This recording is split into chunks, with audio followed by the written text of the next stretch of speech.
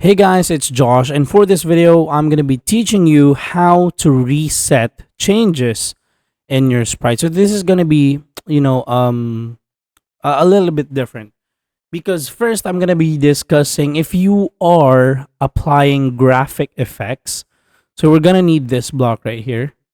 And then looks, you can use this one, clear graphic effects. All right? But what if it's the position of the sprite? So basically, if you're doing this, like glide 1 second, so you could also you could use like a broadcast message function, or you could use another set of blocks or commands to make the sprite return to its original position in building your code. So basically, there's no reset for that works for everything. It should be a reset per function.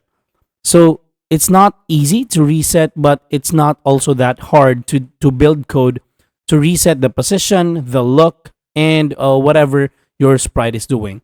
So that's all for this video, guys. Thank you so much for watching. Please do not forget to subscribe because it helps our channel grow. And also hit that notification bell so that you're updated with our newest videos. This is Josh. I'm going to see you on the next one. Peace out.